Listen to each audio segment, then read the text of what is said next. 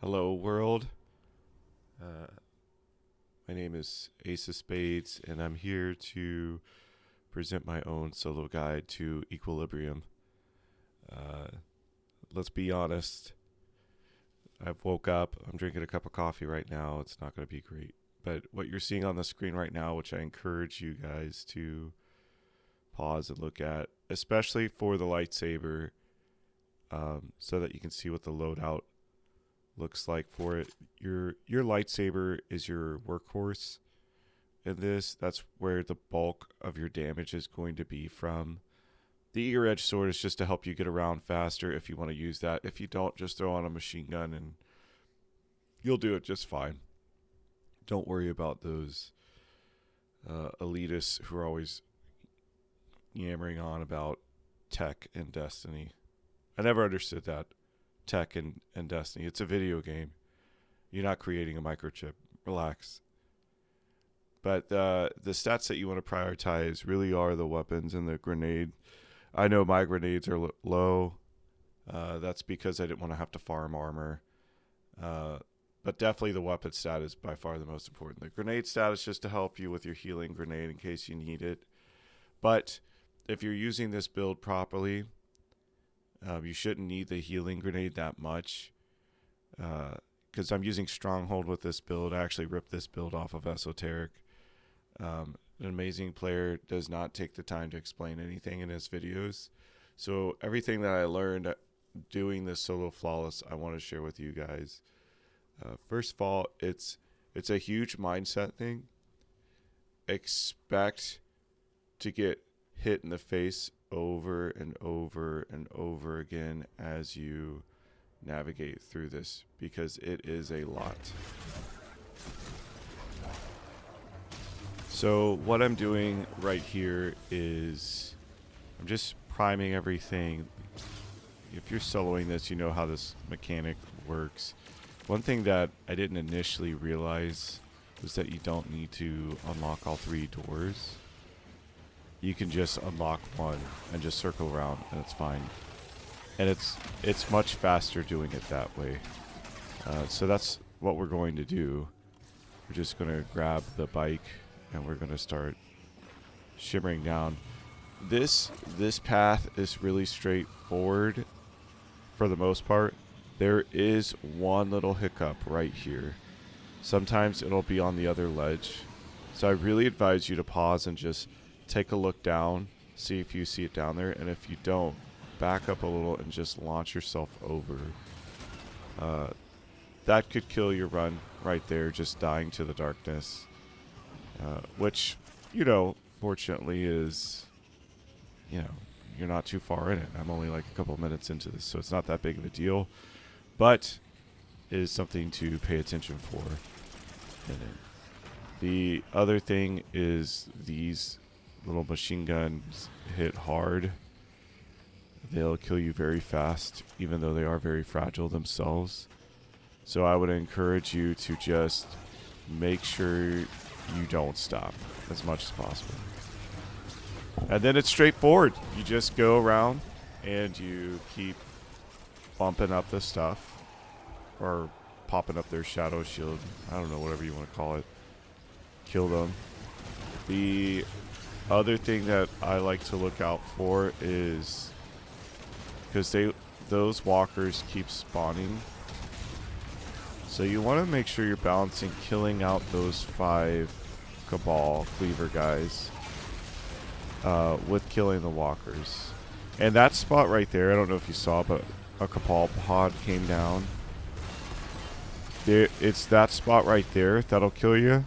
And then on this other side right here near where I'm at, between where that giant root is sticking out of the ground, you're going to see it drop down later. Avoid those areas. Just always make sure you're not around those areas, because you don't need to be there anyway. And sometimes the cleaver guys will like to stand there to bait you in. Don't take the bait.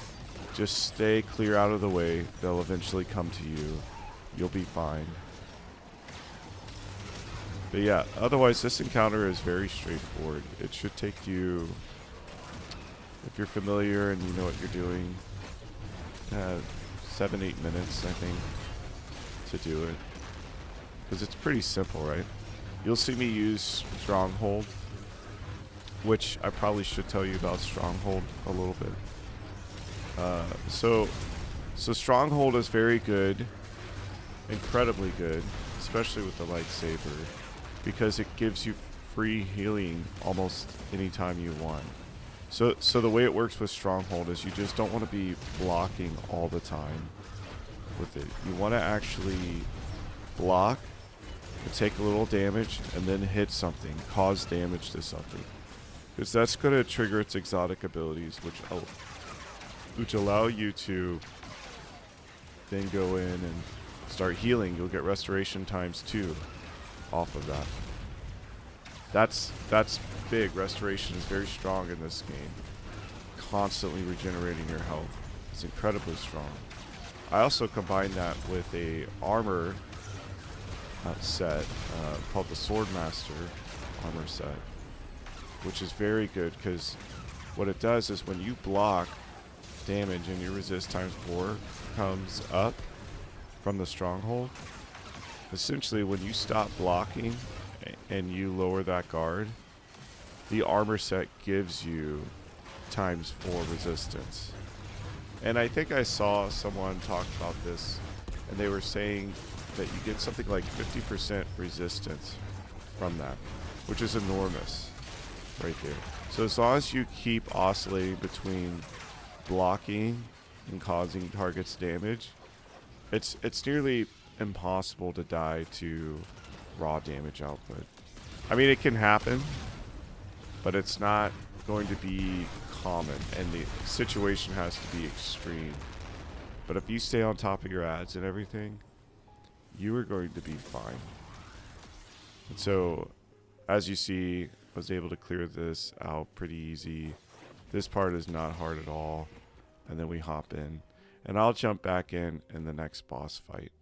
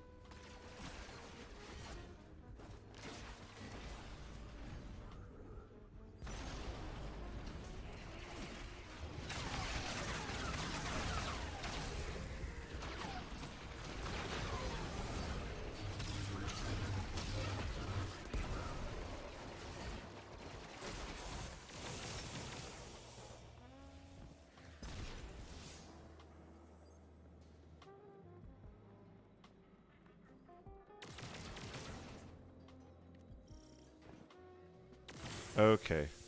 So now we're at the first boss of it. I didn't want to go through the video just talking about me running through hallways. If you're not comfortable with that, I would recommend watching it. There are little tips in that you see me do that I think could be helpful for people. But if you feel comfortable navigating that section, just skip to this. Or I guess you already have. Anyways, so this boss fight right here, it's one of my favorite boss fights. I love the close combat nature of it, that you're stuck in a room with someone who's constantly just trying to hammer you with this sword. It's a pretty cool fight.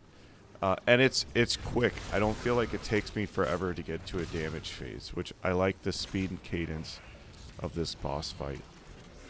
So one of the things I highly recommend is that you get very familiar with where all these locks are in each of the room. That speeds up your run so fast. It makes life so much easier when you can just go into a room and you know exactly where to go. It's so helpful. I guess one of the things I don't like about this boss fight is it does take a little bit to build up your shadow buff initially. But then once you get there, it's pretty smooth sailing from there. And so I'll oftentimes go in and just kill those cabals to speed up getting my shadow buff. But I really think they're there to help you prevent from losing it. But anyways, the only real tricky thing is just keeping an eye on the boss when he does that blast attack. Usually when you're running into the rooms, as long as you don't stop, you're okay. But every now and then the way he spawns in, it's like right in front of you. There's nothing you can do. But with Stronghold, it's super easy, just block. If you're not using Stronghold, then I would just recommend running away, or heck, even blocking still. Because when you block it, it takes away a lot of the damage. See, like right there, like he just spawned in front of me. There's no way I could avoid it, but I was able to blast him in time with the shadow buff, so it doesn't matter. The other thing that I find very annoying is sometimes when you hit the locks, you have to hit them at just the right angles, otherwise they don't actually lock. If you pay attention, you notice right when I ran underneath that door, there were 3 lights. Those lights, I didn't realize this in the beginning when I was first learning how to do this, but those lights actually tell you if you've actually locked it or not. So when you look and you see there's 2 green and 1 red, that means one of the locks didn't actually lock like you thought it would. Sometimes it's hard for me, at least maybe you're a better player than I am and you can tell all the time. For me though, sometimes I can't tell. That sound though is a great indication though that, okay, I've got all the locks, I can move on. So let's talk a little bit about what I'm doing here. You see, as soon as I go in, I start hitting the locks. I'm trying to activate one of those reactors in the room. Because those reactors, if he damages it, when it's activated, it actually extends your time. That's pretty big. But I find there's an approach that you want to take to help you go and maximize your DPS time. Because, you know, you're doing it flawless, solo. DPS time, every second counts. Because you don't get a lot, and you don't get a lot of help. You get 0 health, matter of fact. And so, I don't know if you realize this or not, but you can actually hit him 3 times when he comes out. That's a big deal. I don't know if people realize that. I've seen other people say you can only hit him 2, but you can actually do 3 times. So I would really encourage you to do 3 times. Hit him, because when he pops out this time, you see me getting into position right there. I only have to hit him once. I'm standing right by the arc reactor. Boom, he hits it, and then I go straight into damage phase. That's powerful. And you're going to see me as I'm doing this boss fight block real quick so I can proc that restoration, which is what you want to do. You want to proc restoration, because if you don't, he will just DPS you and kill you in the boss fight. If you're on another subclass, you're still going to have to worry about this, about the healing. This, unfortunately, I only play Titan because I'm an adult and I have adult responsibilities, so I can't sit around and play 3 subclasses as much as I would like to, because I really do love this game. But you can see it's not my best DPS right here, but it's also not the worst. And so the way I look at it is I was able to get in and do damage, and I survived, meaning the run's not over, meaning I don't have to restart this entire dungeon all over again. That's, in my opinion, that's a win. I think people try to get a big head. They try to play like they're the 1%. If you're watching this video, odds are you're not the 1%. You'll never be the 1%. I hate to destroy your future like that. I'm sure you'll be great in many other ways. It just won't be the 1% in Destiny. You'll just have to figure out a way to live with that, I suppose. But that doesn't mean that you still can't solo this and accomplish something huge in this game. Because this is a big accomplishment. It's something I take a lot of pride in, being able to solo dungeons, especially the flawless. That is a big deal. I wish Bungie would actually offer medals for this for people, because I would. There's very few things in the Bungie store I would buy, because I think it's a waste of time and money. But being able to flawless a dungeon and then have something to show for it other than an emblem, I think would be huge. I know people like emblems, and that's cool. Good for you. I'm happy for you. I could not care less about the emblems. And the reason why is because nobody knows what any of these emblems mean. And so when I'm joining in with a group of random players, A, I don't really care about their emblems because I'm looking at their loadouts. And B, I would have to go and start looking up what all these emblems are, which I'm not going to do that either because I'm in the middle of playing a game. So for me, emblems really aren't that important. I want some sort of easily visual identifying information that lets me go, wow, you accomplished this thing. You know, so I'm a D1 player. I've been playing Destiny since the beta. This is one of my all-time favorite games. Easily, hands down. Easily put thousands of hours into just D2 alone. But one of the things I remember in D1 that I really miss is when Vault of Glass first came out. There was this saying, forever 29, because it was so hard to hit level 30. And what would happen is you would be stuck grinding and grinding and grinding. But I remember the first time I was in the D1 tower and I saw somebody in all Vault of Glass armor with 30 above his head. And I was like, oh my god, this guy did it. He did the impossible. And I was just in awe of that. That was the first time I felt that in a video game, where I was just in awe of what somebody was able to accomplish inside this game. And so I wish with soloing a dungeon, there was something along those lines. Because even though I would argue that this is one of the easier dungeons to solo, in terms of modern dungeons, it's still a decent amount of work to learn the dungeon, to maximize your routes, so that you can actually do this in a timely manner, so that you're not just there for 3 or 4 hours. Because the thing about it is, the longer you're in the dungeon, the more opportunities you have to die. The more rounds you have to do in a DPS, the more opportunities that you will die. And I know you might be thinking, well, didn't you just say it's better to go through DPS and live than kill yourself doing the DPS, trying to min-max the most damage out? And you're absolutely right. I did say that, and I stand by that. And I also stand by this. Both can be true with it. The longer you're in the dungeon, more opportunities for you to die.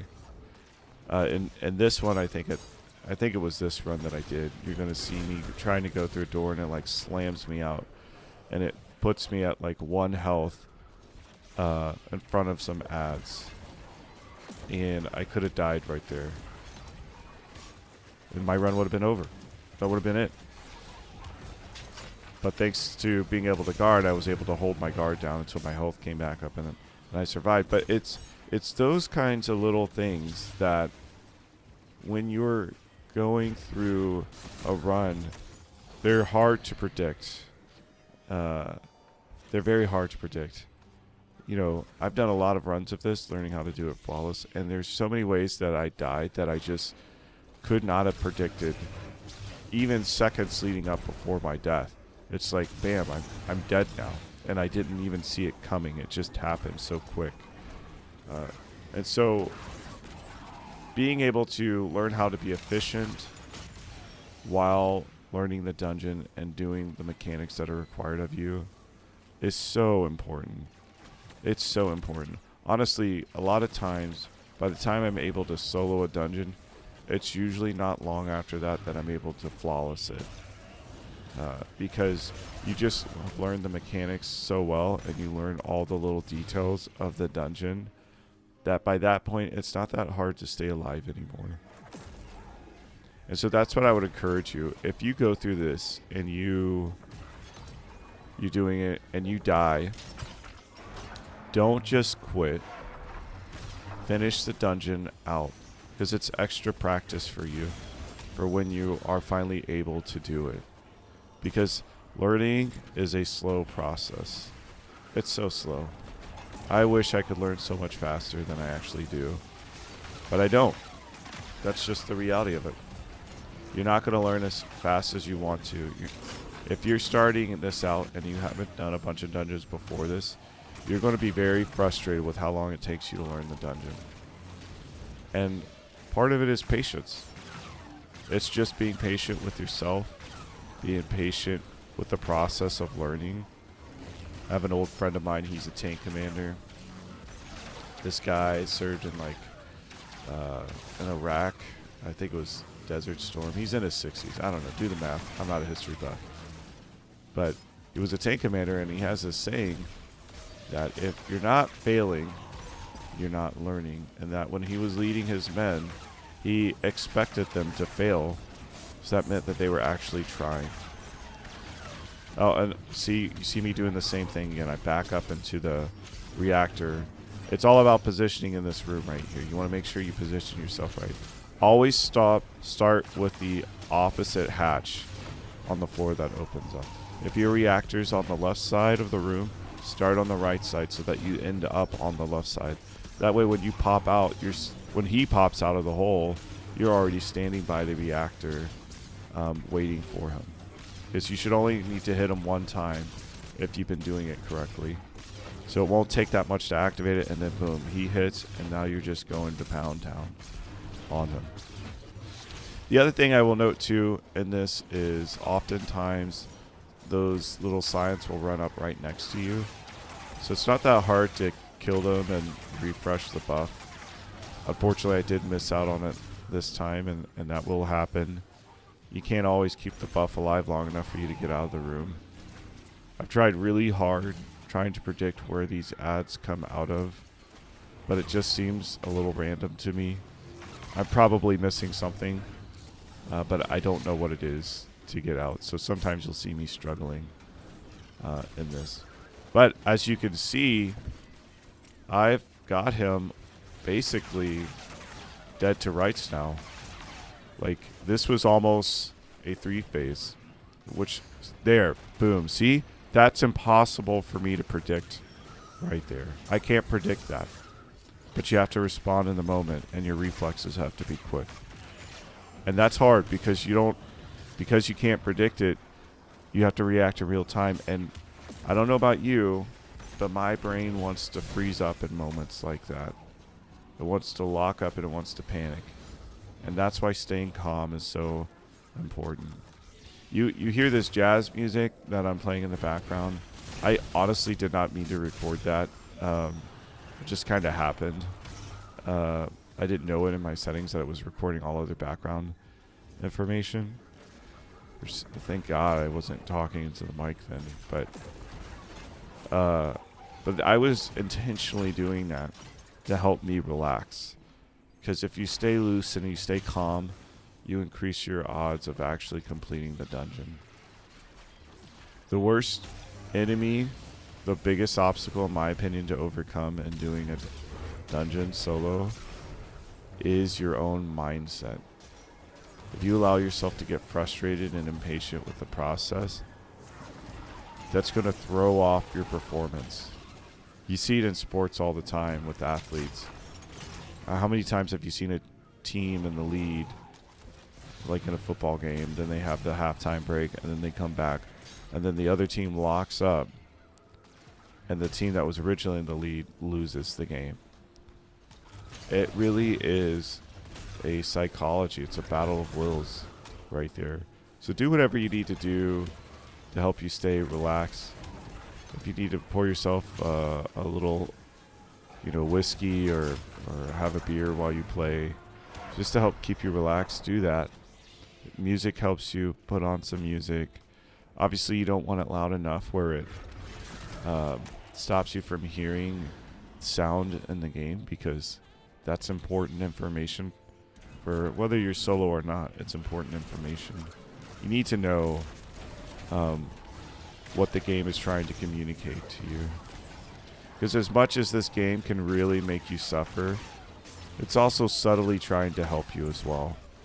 It's not very obvious, and it's not going to be a ton of help, but it will subtly try to help you. So what you're going to see right here is, I'm not necessarily worried about positioning this time because all the reactors are gone and he's so close. I'm just trying to get him to fall in a hole right here, which he can be a little annoying sometimes, like this, where he keeps hopping over it, but we get there eventually. He pops out, boom, we hit him one time.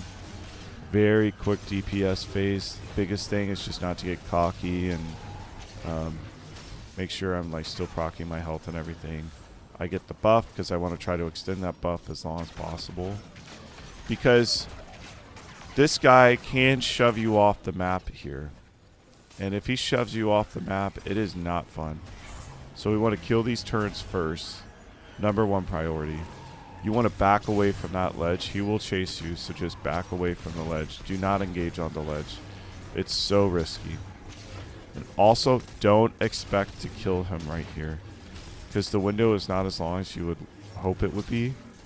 And the goal is survival. See, like his shield's popped up right now. That's okay. We're just going to work on getting the clamps taken care of. And it's annoying sometimes. We're going to go over, have him hit the arc reactor. There we go. Perfect. Some of his health is down. Now we're going to go over here. Do the same thing. Again, I can't get the thing to proc sometimes, which is annoying. But I'm just constantly moving. If you stand still for too long trying to get those things, the ads will take you out. You don't want that. Yeah, I wasted my healing grenade there. That was a mistake. That was also a mistake. I would really advise you to stand far away from that when you shoot it, because there's a chance you could fall in the hole. I've had that happen to me once, where I shot it and I didn't realize I was just far enough in it to fall into the hole, and I immediately died. It was very painful to watch. So stand far away from that so you don't fall in it. But then, yeah, you've got it. You've gone through 2/3 of the dungeon already. So I'm going to check out, again, feel free to, if you're not comfortable with navigating to the final boss, just going through and watching what I do. I think it's all pretty self-explanatory. One thing of note in there is, well, a couple of things. When it comes to the sentinels in there, I highly advise you to always take them out. Their stomp damage will do a lot, and if you're in a room with ads, they can finish you off pretty quickly. So I'd really encourage you, take your time, kill them before you move through the room. The other thing is, there's one other part where you've got the ramps. You're in a big storage hangar area with ships, and you got those ramps that are moving through it. You have to kill the sentinel to turn on the control panel so that the platforms will start moving so that you can get up to the ceiling. Don't try to immediately jump on the platform. It'll be the one on the right.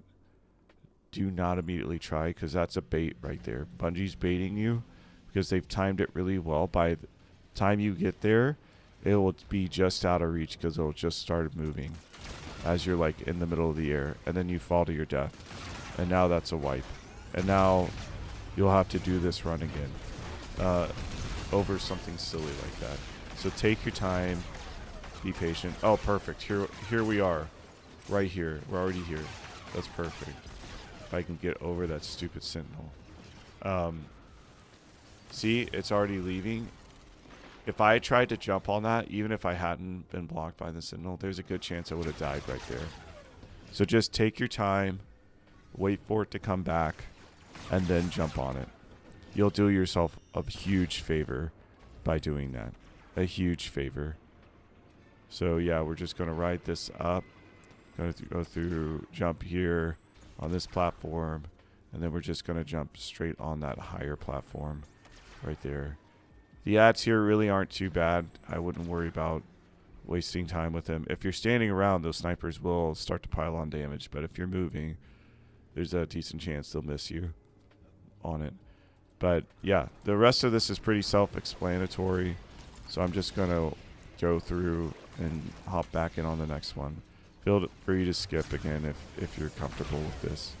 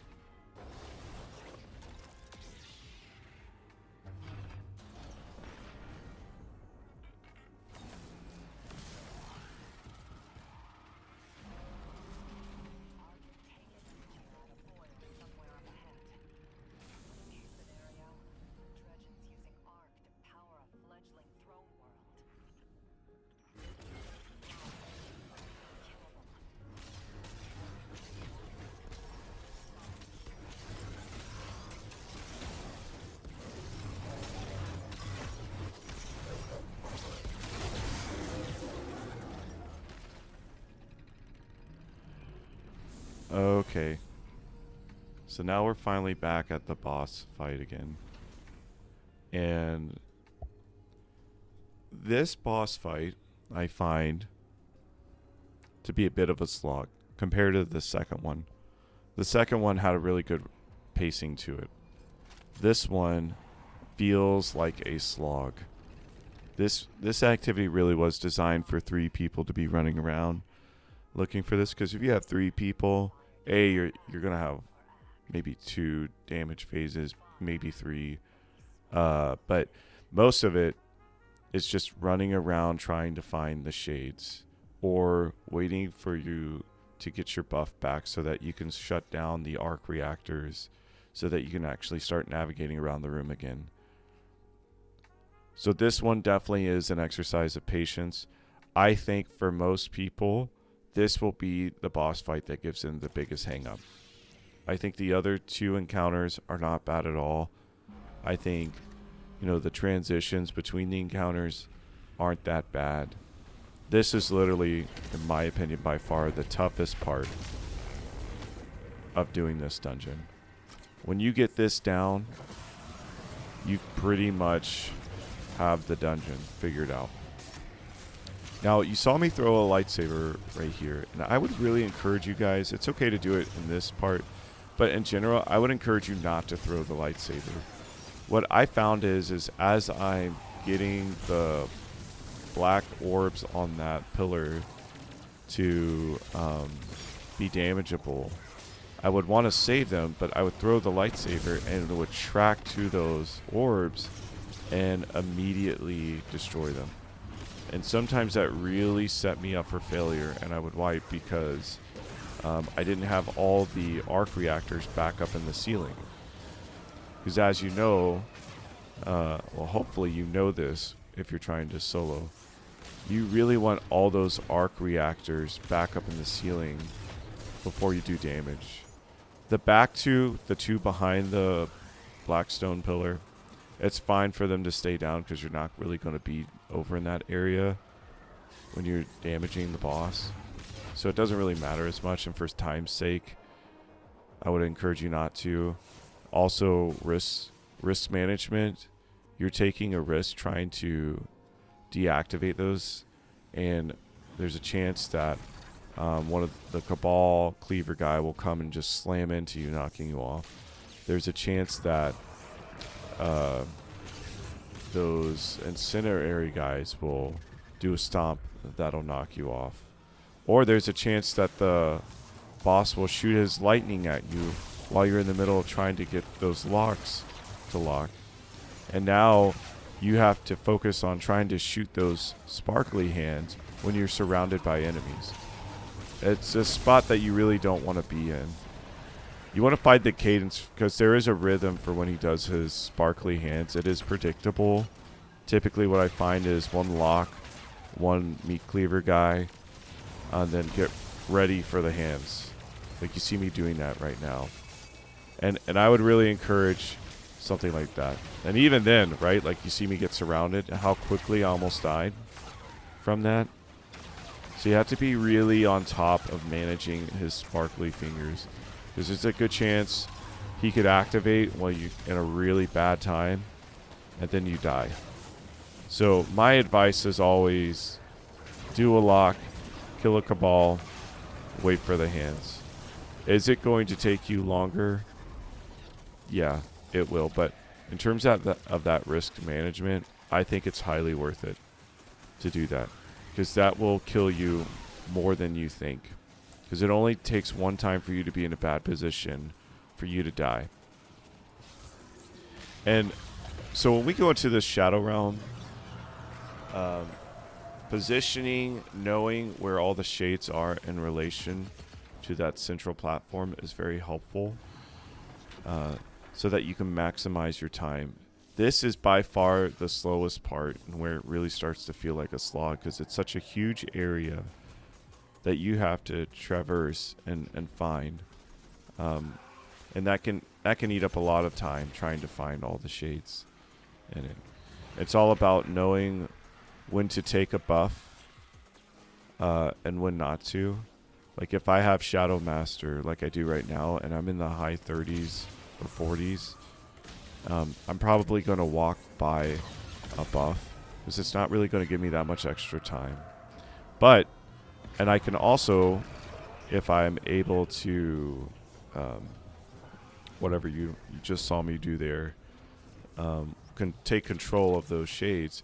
Obviously, it takes away your buff. It's nice to know that you have backups that you can run to real quickly to grab the buff again. Because if you go in and you don't have any buff, it makes this part so unproductive when you go back into the light room. Because then you can't kill the Cabal guy, but you really need to, so that you can kill those orbs on that pillar. And those incendiary guys, I'm having a hard time saying that word. They don't really give you that much. So you have to kill, I think it's like 3 of them just to get to the lowest one. And if you're at a team of 3, that's not bad at all. But when you're solo, it really drags out the process. So you always want to try to keep a balance with it. When I first started soloing, I was like, I'm going to play it extra safe. I'm going to get 5. That way it'll maximize my DPS. It'll help me with those reactors because it does help with like the rate that those reactors pop down. It'll help me stay alive. However, I found the risk reward benefit not that great. I find that getting 2 or 3 is good enough, which that's the mindset I encourage people to have. We're not looking for perfection. We're looking for what's the best risk to reward ratio here. And so I found for me doing 2 or 3 is best. Ideally I like 3, but if I could only get away with 2, I was still happy. And so that would be my thought. Now the one thing I've seen in videos that's really different than others is I'll see people kill that top guy almost all the time, like as soon as they can. My philosophy is a little bit different. I don't think they're wrong for doing it. But given that there's a lot of unknowns, you go into that shadow room, you have to find 5 shades. You always know where 2 of them are. You know that middle one's there on the bottom platform, and then you know there's one on top of the platform. That never changes. They will always be there, which means you really only have to track down 3. So depending on where I'm at with buffs, I find that it's sometimes just easier just to kill the shade that's on the outer ring of the dark room. And then I can get the buff later and go back up to the top and kill the 3rd guy. I just found that it helped me to maximize my time better. That's my preference. If you like it the other way, that's totally fine. Feel free to do that. I just found for me that worked better. The other thing too, as you're watching this, is if you've been paying attention, you noticed I switched from my sword to my machine gun. That was a big debate for me doing that. I really like Eager Edge for this encounter because you're doing a lot of jumping and it does speed up your time in the dark room, especially. Let me get back to that. I want to talk about this DPS space. This DPS space right here, this is where the blocking with Stronghold really comes in handy. So all I have to do is just block a little bit, especially while those incendiary guys are firing at me, and I'll get restoration back.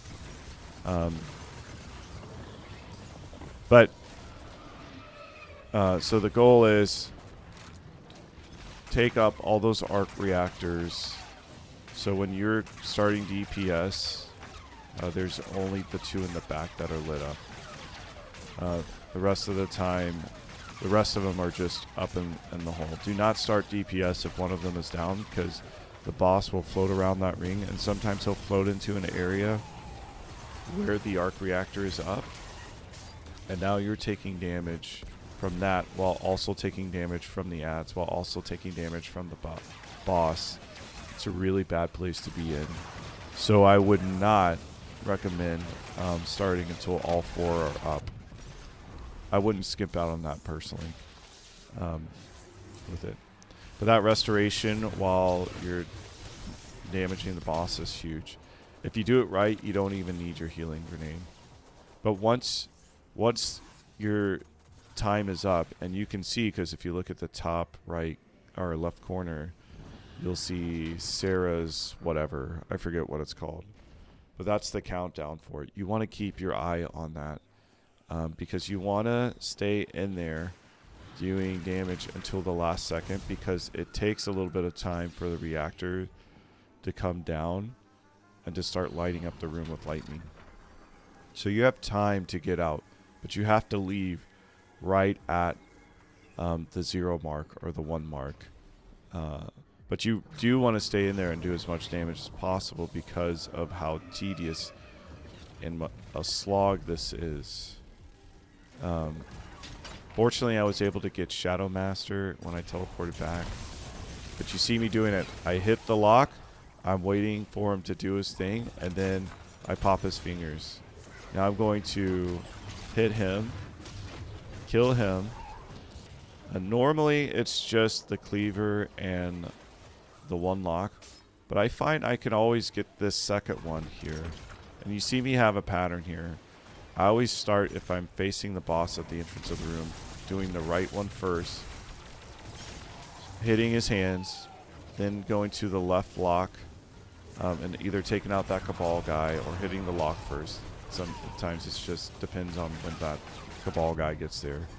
And then going to that 3rd lock and unlocking that. And then running back up to the middle again and shooting his hands.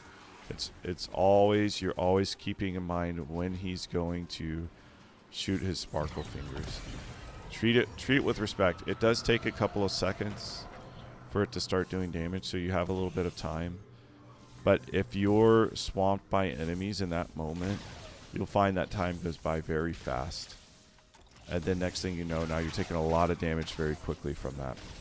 And it won't stop no matter where you go in the map. This is the one part of this room that is tricky because you've got that Cabal guy there who can knock you off. I would highly encourage you to be very mindful of him because he will knock you off the map and potentially kill you. So you see me, I'm just focusing. My next goal will be on taking out the mid-right arc reactor. Because that's the only thing I need before I know that the area is secure.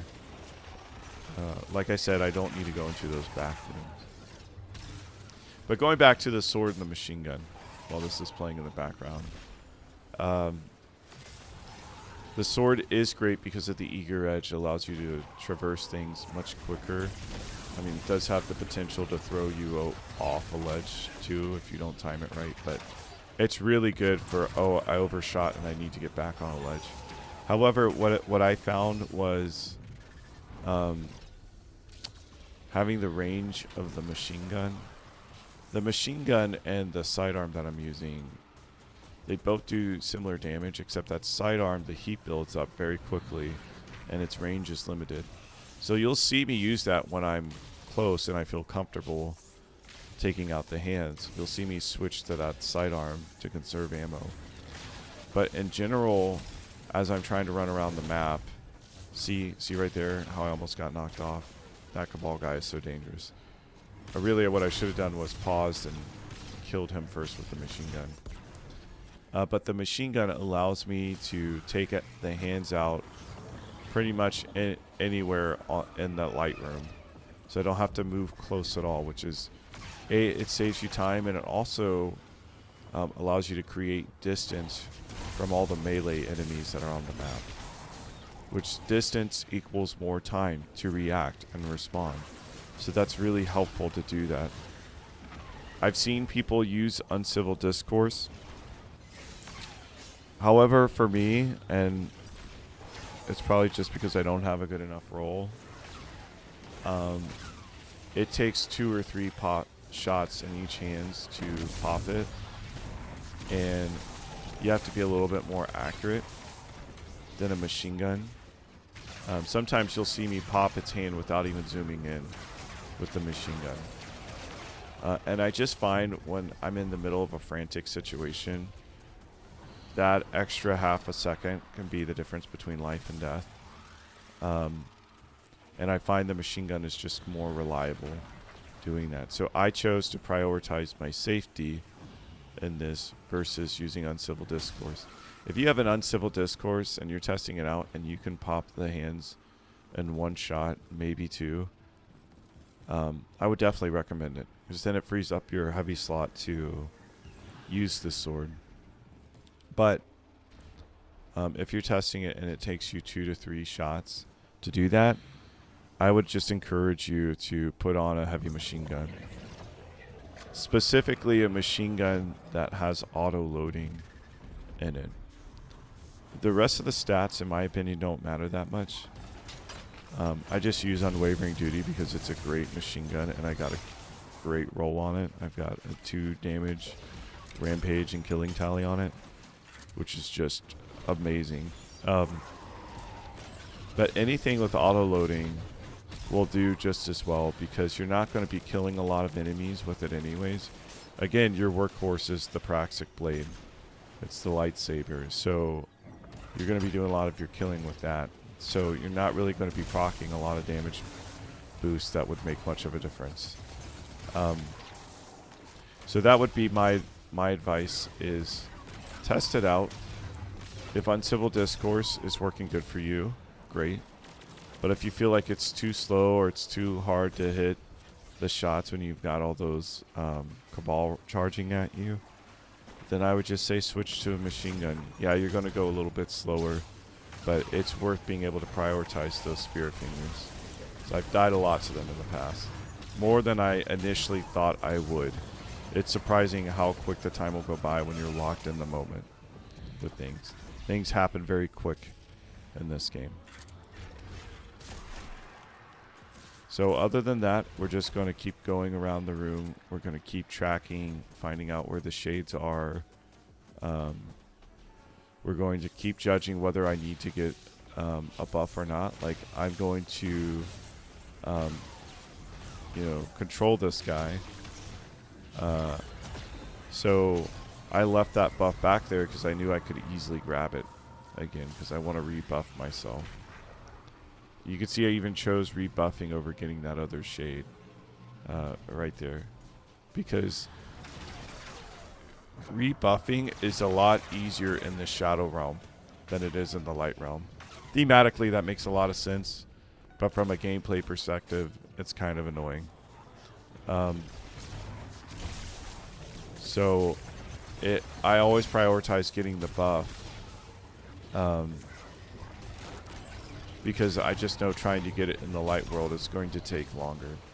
I can get back to master really quick if I'm lucky and there are 3 buffs that are near each other. It's like boom, within 10 to 15 seconds I'm back at master again, versus in here that could take a minute or 2 doing that. But the light is really good for just keeping your buff active. That's really what I consider the light for. Because it doesn't give you a lot, but anytime you touch that, it resets your counter for your buff. So it's great for keeping it active. It's not really great for maxing out your buff. And this is what I'm talking about. Locks just are very finicky sometimes in this dungeon. Certain locks tend to be more finicky than others. I really think it's about the angle once you hit the lock that matters the most, but I haven't been able to figure that out on every lock yet. And so boom, I come here, I get him, I grab the buff there. That's the other thing. Killing a shade doesn't give you the buff right away. You have to wait until the next time you go in before it does. But you're going to see me hop down and get the master buff again instead of going straight back into the light room because of how easy it is to get it. And then I'm going to go back up and I'm going to pop it and go back into the other room. Saves me a little time that way. Other than that, I can't think of anything else. Just a lot of patience with this room. A lot of patience. Don't rush. If you rush, you'll most likely kill yourself. unless you are very, very familiar with how to handle this dungeon, I wouldn't advise it, especially if this is your first solo flawless, which odds are if you're watching this, this is either going to be your first solo or your first flawless. I would really advise you to not rush this. There is a rhythm to this boss fight. It's just slower than we would like. See, I blocked to get the restoration, and now I'm damaging the boss. So that's the other thing I didn't talk about that I probably should is... So there's an argument to be made for Strand, because Strand is also really good with the Praxic Blade. However, I think Solar is the superior choice. Because you've got the healing grenade, which that's like your pocket. Oh no, I'm in an emergency. Pop my grenade. Ooh, that was a little too close for comfort for me. But I have the solar grenade, so I can activate it, which would have kept me alive in that room for a decent amount of time, even with all that lightning there. But not only do you have the restoration grenade in there, but you've got the ignitions, which are really easy to proc. You don't really need the healing from Banner of War on Strand because it's finite. There are plenty of times here where you're not going to get a lot of kills. Like when you're in the Shadow Room, a lot of it is just hunting for the shades. You're not doing a lot of killing in that. So it's difficult to keep Banner of War proc. In that encounter, you're not really getting a lot of kills there either, especially when all the arc reactors are down. Because you're just trying to survive until you can get the buff again. And so, in my opinion, Solar's a really good counter because there's ways to get healing on demand. You've already got your exotic armor, which will heal you as well if you proc it right. Because you only really need one ad to proc it. You just block it once and then damage it, and then boom, you've got restoration for a decent amount of time. Not only that, but the solar extends your restoration as well, which is really helpful. And the ignitions for just damage output are so good. I love the ignitions. Strand used to be my favorite, but after messing with Solar, I think Solar is my favorite for using the Praxic Blade and Stronghold. But I just think it's just very reliable and not dependent on you constantly killing enemies. If you're in an ad dense environment, I would say it's very helpful. Strand is very useful in that environment. But in this dungeon, I think Solar wins out due to the ad density, and just there's going to be a lot of time where you're not killing things in this encounter specifically. Even in other encounters, like the second boss, you're not going to be killing a lot. It's going to be mostly just locking things in the second encounter, going from room to room. Yeah, you'll kill a Scion from time to time, maybe a few Cabal that are in your way, but that's not really your goal when you're in there. Especially on normal content. Normal content, enemies aren't as dangerous, so I'm not really worried about them as much. So the last thing of note before I probably hop off and just let the rest of the video play out, because this is the rhythm, this is the rotation, is switching from your Shadow Blast attack to Healing Grenade. So what I find is there's a little bit of a delay, and it's not as responsive as I would want, which normally is not that big of a deal. However, in solo environments, because you are the only target, everything is focused on you, reaction times matter a lot more in solo content. And so there have been times in the past when I would be like, have my blast attack on in the middle of a DPS phase, and for whatever reason, probably poor play on my part, my health is low and I need healing quick. so that I can continue doing the DPS. Because if not, I just stand there and I block the whole time and I waste a DPS phase. And I would try to hit the button to switch from the blast attack to my healing grenade. And I would find just that there's a delay even between swinging your sword or shooting your gun to when you can actually make that switch. And it's a very noticeable delay in there. Like a second, I think. Which a second doesn't sound like a long time, but trust me, it's a very long time when you're in a high-stake environment.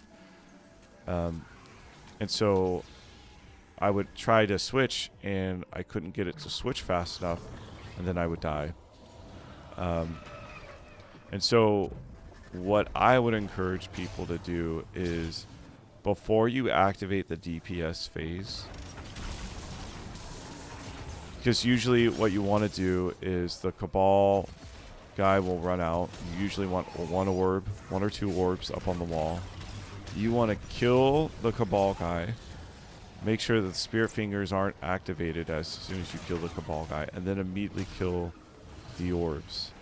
But before you do that, after you blast the Cabal guy, take a moment to switch to your healing. Then kill the Cabal shielded guy. And then kill the orbs and start the DPS. That way you don't have to worry in the middle of DPS trying to switch to your healing grenade if you need it. Odds are you'll need it at least once or twice in the DPS phase.